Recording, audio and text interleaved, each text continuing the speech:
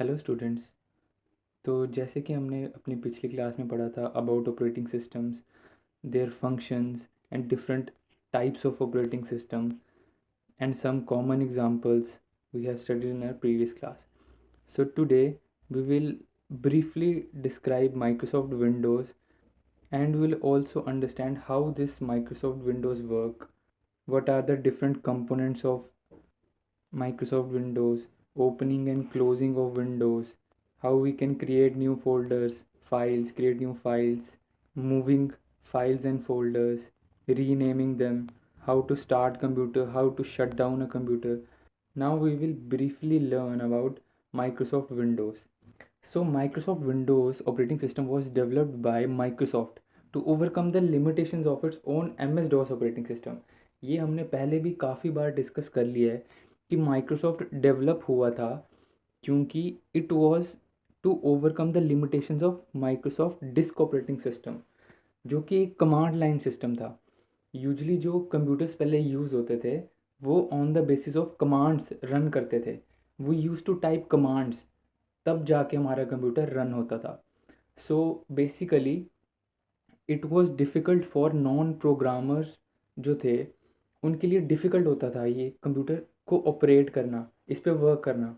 तो Microsoft came up with graphical user interface, GUI interface, जिसमें desktop है आपके सामने, आपको पता है ये टास्क बार है, ये स्टार्ट बटन है, आइकन्स हैं, ये माई कंप्यूटर का आइकन, माई फोल्डर का आइकन. आप सिर्फ आइकन पे क्लिक करेंगे तो आपका फोल्डर खुल जाएगा. आप शट डाउन पे क्लिक करेंगे, आपका PC शट डाउन हो जाएगा. आप राइट क्लिक करके कॉपी करते हैं, पेस्ट करते हैं. It is so simple. They made computer so simple that even a layman can use the computer so easily, जिसको कंप्यूटर की कोई नॉलेज नहीं है. So the first successful version of the operating system was Windows 3.0 which was released in 1999. इनका जो first successful version था वो Windows 3.0 था. ये 1999 में रिलीज़ हुआ था. एंड सब्सिक्वेंटली इसके बाद नए नए वर्जन आते रहे. देर वर विंडोज़ 95, विंडोज़ 98, विंडोज़ 2000, और ये एसोशिएट थे इनके ईयर्स के साथ जब ये रिलीज़ हुए थे. यानी कि विंडोज़ 98 था वो 98 में रिलीज़ हुआ था, विंडोज़ 2000 था वो 2000 में रिलीज़ हुआ था. Then came various version, Windows ME, Windows XP, Windows NT, Windows Vista, and today we have, in most of the computers we have either Windows 8, 8.1 or Windows 10. So the main features of Windows were, first, its native interface is GUI. Means अब जो interface use होता है वो होता है graphical user interface. Hence it is easier for a new user to learn and use the system. यानी कि जो भी एक न्यू यूज़र होगा, जो जिसे कंप्यूटर की कोई नॉलेज नहीं, वो भी इसे यूज़ कर सकता है. Microsoft Windows was designed to be not just an operating system but also a complete operating environment, that is all its programs conform to a standard way of working. Microsoft Windows है जो हमारा, ये है तो operating system, but when we turn on computer ये हमें एक पूरा इन्वायरमेंट क्रिएट करके देता है. हर एक programs, files, folders, that makes a working so easy. Third, it is a single user multitasking operating system. So the PCs, personal computers that we used in our schools, in our colleges, in our at homes, they are single user. यानी कि at a time एक single user इस पे काम कर सकता है, and they are multitasking. We can perform multiple tasks at the same time. यानी कि हम डॉक्यूमेंट टाइप कर रहे हैं कोई, हम उसके साथ गाने भी सुन सकते हैं साथ साथ में. We can perform multiple tasks at the same time. Fourth is it can automatically fix some of the problems. So Windows operating system में कुछ फीचर्स होते हैं जो कि टाइम टू टाइम खुद को एनालाइज करते हैं, एंड दे फाउंड दैट क्या विंडोज़ ठीक तरह से काम कर रहा है, क्या उसमें कुछ प्रॉब्लम्स आ रही हैं. एंड इफ़ देयर कम्स, कुछ प्रॉब्लम्स आ रही होती हैं उनमें, तो वो उनको फिक्स कर देते हैं automatically by their selves. Administration of the system is very easy and reliable. And जब से माइक्रोसॉफ्ट विंडोज़ ने अपना ग्राफिकल यूज़र इंटरफेस लॉन्च किया है, it is very easy and reliable, and it is very easy to administrate our system. अब हम अपने system को अपने अकॉर्डिंगली यूज़ कर सकते हैं, अपने अकॉर्डिंगली एडमिनिस्ट्रेट कर सकते हैं. So next is our starting Windows.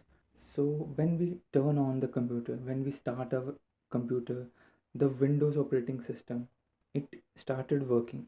So on starting window you see the desktop, आपको desktop दिखाई देता है आपके कंप्यूटर स्क्रीन पे. There is a start button on the left hand side at the bottom, and taskbar are located at the bottom of your screen. That is called taskbar. Small pictures are seen on the screen. They are called icons, like my computer, my documents, recycle bin. Each picture represents an object. हर एक icon का कोई ना कोई अलग काम होता है. They perform different functionality. So first we will discuss desktop. When you first open Windows, what you see on the screen is called desktop. जब भी आप अपना कंप्यूटर ऑन करेंगे तो जो फर्स्ट स्क्रीन आपको दिखती है वो है आपका desktop. Initially it contains icons arranged on the left plus the taskbar with the start button across the bottom. Initially जब भी आप एक न्यू विंडोज़ डालेंगे और एक अपने ऑपरेटिंग सिस्टम को ऑन करेंगे, अपने कंप्यूटर को ऑन करेंगे, तो usually on the left hand side आपको सारे आइकन्स दिखेंगे. And there may be my documents, my computer, recycle bin. These are usually present on the desktop. So as आप उसमें वर्क करते जाएंगे विंडोज़ में, उसमें एप्लीकेशंस डालते जाएंगे, तो डेस्कटॉप में नए नए आइकन्स ऐड होते जाएंगे. But there are some main components जो कि डेस्कटॉप में हमेशा डिफ़ॉल्ट होते हैं, हमेशा रहते ही रहते हैं.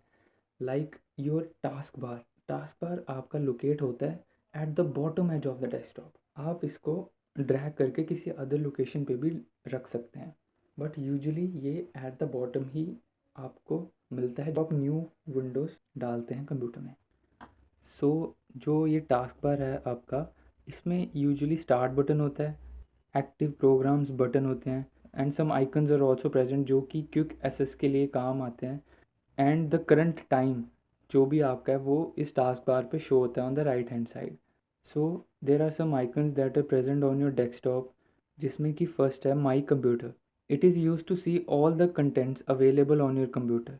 That is your programs, documents and data files. जो भी कंटेंट आपके कंप्यूटर में अवेलेबल है, जो भी आपके ड्राइव्स में कंटेंट पड़ा हुआ है, ये माई कंप्यूटर यूज़ होता है उन डॉक्यूमेंट्स को, उन प्रोग्राम्स को, उन डेटा फाइल्स को देखने के लिए, उनको एक्सेस करने के लिए, या आपकी ड्राइव्स को एक्सेस करने के लिए यूज़ होता है.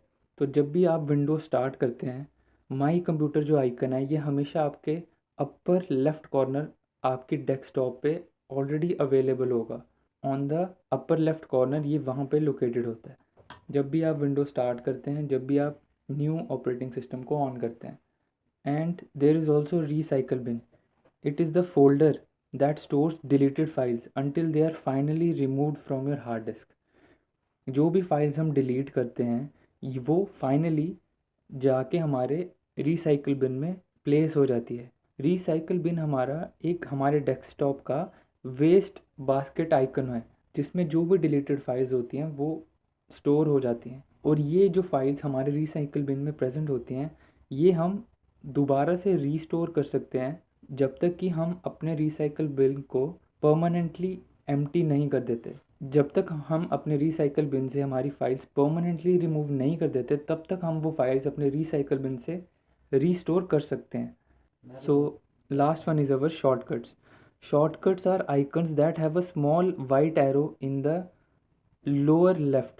The arrow indicates that the icon is a shortcut that points to a program, folder or other item. So usually हमारे कंप्यूटर सिस्टम में आइकन्स होते हैं जो कि जब भी हम उन आइकन्स को क्लिक करते हैं तो हमें डायरेक्ट एक्सेस मिल जाता है. उसके अंदर जो भी फाइल्स होती हैं, जो भी फोल्डर्स होते हैं, वो आइकन डायरेक्टली उन फाइल्स एंड फोल्डर्स पे पॉइंट करता है. But there are some shortcut also. उन आइकन्स का हम शॉर्टकट भी क्रिएट कर सकते हैं और उन्हें किसी भी प्लेस में रख सकते हैं. वो शॉर्टकट्स भी हमें उसी फाइल्स और फोल्डर्स पे पॉइंट करेंगे जहाँ पे वो आइकन पॉइंट करता था.